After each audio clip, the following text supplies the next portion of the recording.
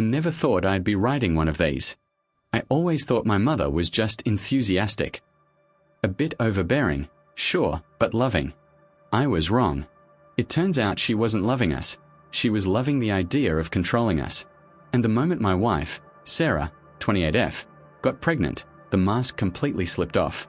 We had been trying for 2 years. When we finally got that positive test, we were over the moon. We waited until the 12-week mark to announce it at a family dinner. My mother didn't hug Sarah. She didn't say, "Congratulations." She screamed, clapped her hands, looked at the ceiling, and yelled, "My baby is finally coming." I laughed it off at the time. I thought she meant my grandchild. Spoiler alert, she did not. The boundary stomping started slowly. First, it was the daily calls. Not to check on Sarah, but to check on the vessel. She would literally come over, walk right past Sarah's face, lift Sarah's shirt without asking, and talk to her stomach. "Hello, Grandma's little man. Are you treating your mommy okay? You better grow big and strong for Grandma." Sarah would look at me with wide, uncomfortable eyes. I'd pull my mom away and say, "Mom, give her some space. She's nauseous." My mom would just wave her hand. "Oh, hush. She's fine. It's natural." Then came the nursery incident. Sarah and I had painted the room a soft sage green. We wanted a woodland theme. One day while we were at work, my mom used the spare key, which I have since confiscated, to let herself in. We came home to find the room repainted powder blue. There were aggressive sports-themed decals on the wall. I lost it. "Mom, what the hell? We painted this last weekend." "Sage green is sad," she said, looking offended. "Boys need blue. I fixed it for you. You'll thank me later." I wanted to scream, but Sarah, being the saint she is, just went to the bedroom and cried. That was the moment I realized my mother didn't view us as parents. She viewed us as incompetent babysitters for her child. But the real war started over the name. We decided on Leo. We loved it. We told the family. My mother made a face like she'd sucked a lemon. "Leo? That sounds like a pet's name." "No. I've always wanted a grandson named Arthur, after my father." "Well, his name is Leo," I said firmly. 2 weeks later, a package arrived. It was a custom-made, cashmere baby blanket. Embroidered in gold thread across the front was the name, Arthur. I threw it in the trash before Sarah could see it. The breaking point, and the reason I'm writing this, happened last night at dinner. We are 1 month away from the due date. My mom was over, eating our food, when she casually dropped a bomb. "So," she said, chewing a breadstick, "I booked my time off work for the week of the 15th. I'll bring my sleeping bag so I can stay in the delivery room with Sarah. I want to make sure the doctors don't mess up the cord cutting. I want to do it myself." The silence at the table was deafening. Sarah stopped eating. She looked terrified. She whispered, "What?" I put my fork down. "Mom, you are not being in the delivery room." She laughed. "Don't be silly. I've birthed 3 children. Sarah needs me. You'll faint. Men always faint." "I won't faint," I said, my voice dropping an octave. "And it's not up for debate. Sarah wants it to be just the 2 of us. Private. No audience." My mother's face transformed. It went from casual to demonic in a split second. She slammed her hand on the table. "I am the grandmother," she shrieked. "I have a right to see him enter the world. I have a right to bond with him first." "First?" I asked. "Before his mother? Before me?" "Sarah is just the carrier," she yelled, losing all control. "She doesn't know what she's doing. I need to be there to make sure my baby is safe." "Get out," I said. She stood up, knocking her chair over. "You are being manipulated by her.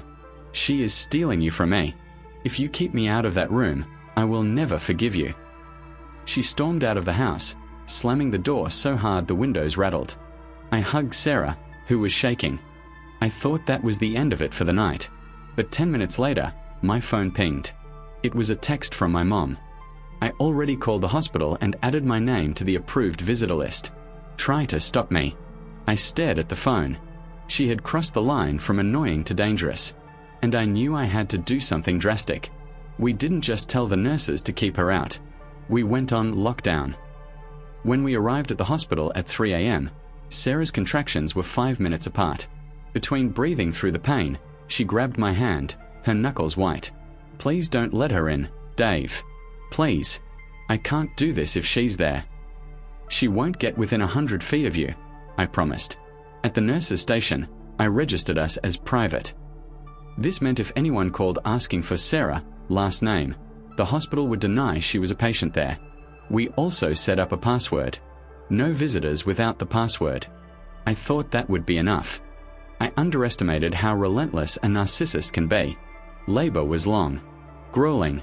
Sarah was a warrior, but by 2 p.m., she was exhausted. We were in the transition phase, the hardest part. The room was dim, quiet, and focused. I was wiping her forehead with a cool cloth, whispering encouragement. Then we heard it. At first, it was just a commotion down the hall, a raised voice. Then, a shriek that cut through the hospital noise like a jagged knife. "I know they are in there. I am the grandmother. I have rights." Sarah froze. Her eyes went wide with panic, and her heart rate monitor started beeping faster. "She found us," she whispered, tears springing to her eyes. "She's here." I felt a surge of rage so hot it almost blinded me. "Stay here," I told Sarah. "Focus on breathing. I will handle this." I walked to the door of the delivery room, stepped into the hallway, and closed the door firmly behind me. There she was, my mother.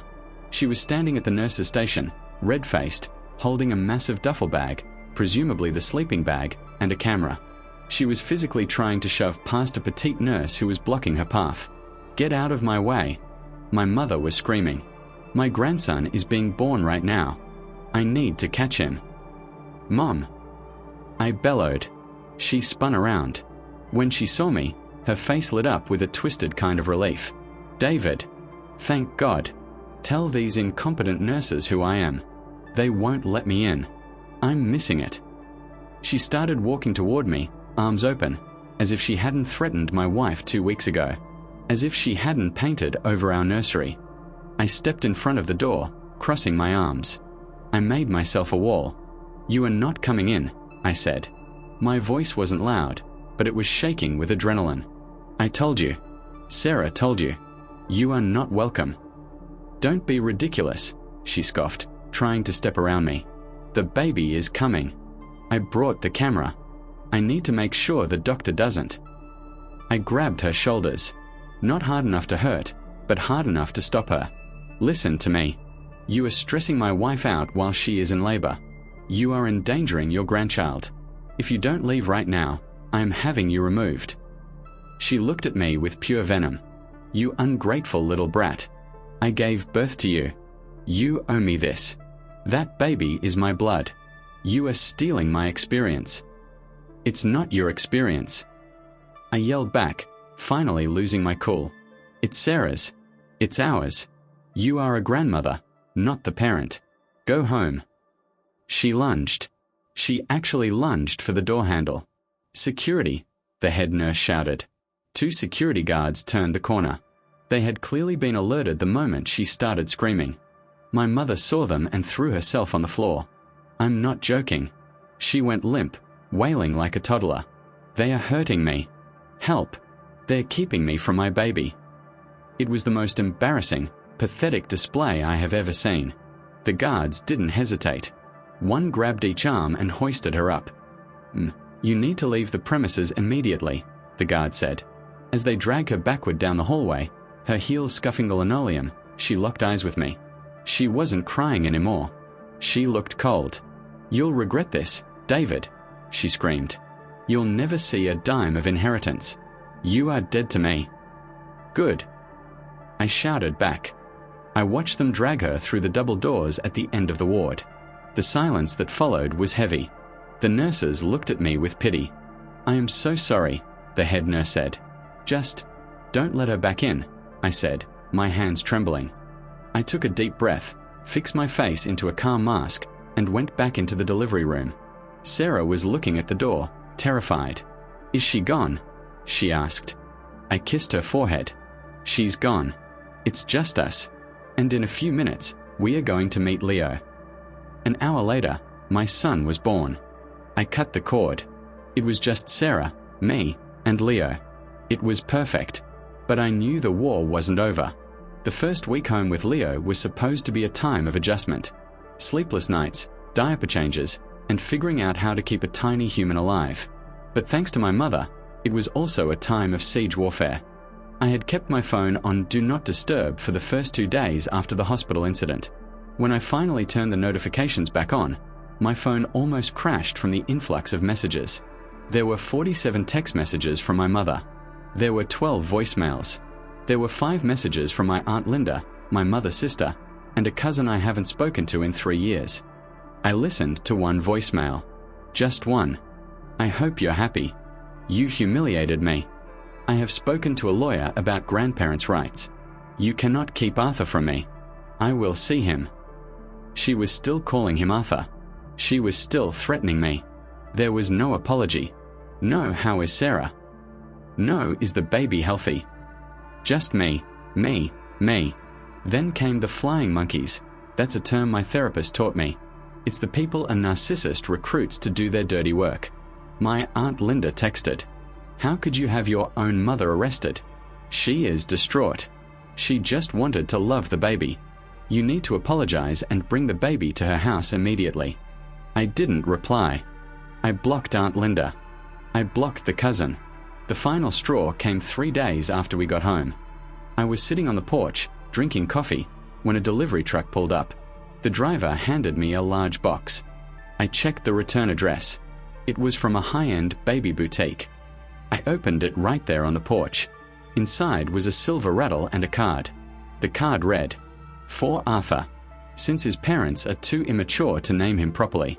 See you soon. Grandma." She wasn't stopping. She didn't respect us as parents. She didn't respect our choices. She viewed Leo as a possession she could rename and claim. I walked inside. Sarah was on the couch, nursing Leo. She looked tired, but peaceful. The fear that had been in her eyes for 9 months was finally fading. I looked at my son, my tiny, defenseless son, and I realized something. My job as a father isn't just to provide for him. It's to protect him. And right now, the biggest threat to his emotional well-being was my own mother. I sat down and wrote a text. I kept it legal, cold, and final. "Mom, due to your behavior during the pregnancy and your actions at the hospital, Sarah and I have decided to take a break from our relationship with you. We are not immature. We are parents protecting our child. His name is Leo. Do not come to our house. Do not call us. Do not send gifts. If you show up on our property, we will call the police for trespassing. If you pursue legal action for grandparents' rights, our lawyer will respond with the footage of you assaulting a nurse at the hospital. Do not contact us again." I hit send. Then, I blocked her number. 6 months later. It has been half a year since I sent that text. It wasn't easy at first. She tried to show up once. She stood on the lawn screaming. I didn't open the door. I just called the non-emergency police line. They escorted her away. She hasn't been back since. We heard through the grapevine that she tells everyone who will listen that I am part of a cult that stole her grandson. She plays the victim beautifully at her bridge club. I don't care. My house is quiet. The nursery is painted sage green again. I repainted it the week Leo was born. Sarah is flourishing. She smiles like she used to before the pregnancy drama started. And Leo. He is the happiest, chunkiest baby you've ever seen. He laughs constantly. Sometimes, late at night, I feel a pang of sadness. I mourn the mother I wish I had. I wish Leo had a grandma who baked cookies and respected boundaries. But he doesn't. He has a father who loves him enough to keep the toxicity away. Last night, Sarah squeezed my hand while we were watching Leo sleep. "Thank you," she whispered. "For what?" "For choosing us." I kissed her hand. Always. It's a hard lesson to learn, but sometimes, cutting off a limb is the only way to save the body. We are a family of 3 now, and we are whole.